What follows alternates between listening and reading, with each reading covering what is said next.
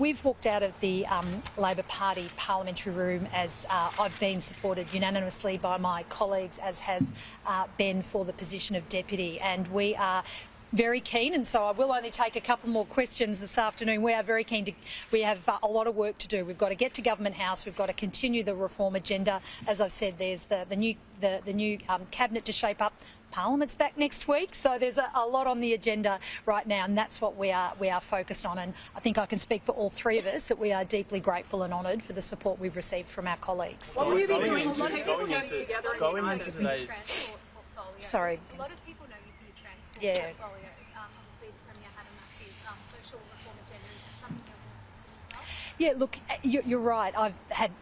It's been a great pleasure to, and at times it's been challenging as well, but a great pleasure to be responsible for the biggest transport infrastructure agenda the state has ever seen, and also to get out on those work sites and meet the tens of thousands of workers who rely on this transport infrastructure pipeline that we have built up and we'll look forward to sustaining. But also too, in terms of the social policy areas, whether it's been sitting around the cabinet table or sitting around kitchen tables in my community or talking to people in my electorate or further afield, there has been working through those big and important social policy reforms around mental health, the work on family violence, the work on housing, as I mentioned before, was a big and important part of the work that I'd been leading with colleagues over the past few months. That is work that will continue, and I particularly want to acknowledge today and say directly to our leaders of the First Peoples Assembly how I very much look forward to having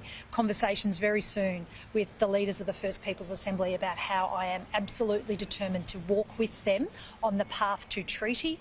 It is a big and important piece of work that we are doing right now as a government, and I intend to walk alongside of them with respect, with dignity, but with determination to work towards the treaty outcomes. Premier, what do you say is the biggest challenge facing Victoria, and what's your number one priority?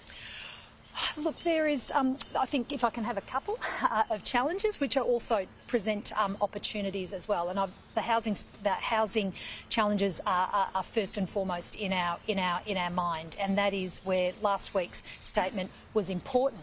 But in many ways, we did a lot of hard work leading up to the release of that housing statement. But in many ways too, the hard work now continues as we have to work alongside community housing providers, the industry itself, communities, as we implement these reforms and drive towards an outcome of building more homes, more affordable homes for people to live in. That is really the number one issue that, again, whether it's in my community of Bendigo East or more broadly around the state, that's the issue that we are going to be a big ongoing priority for the government. And then in terms of the other challenges and opportunities that we have to work on as a government. For state governments, it is always about continuing to deliver strong services that families rely on, particularly working families. So that ongoing support for our public schools, the ongoing work that we do working with the fabulous public health workforce in terms of delivering healthcare services, the reforms in child protection that are particularly big and important. So continuing to work on those social service reforms, continuing to deliver our infrastructure agenda, and also working with my colleagues on making sure that we continue that strong foundation of the economic management that has been put in place through the work that the Treasurer has done over the past 9 years.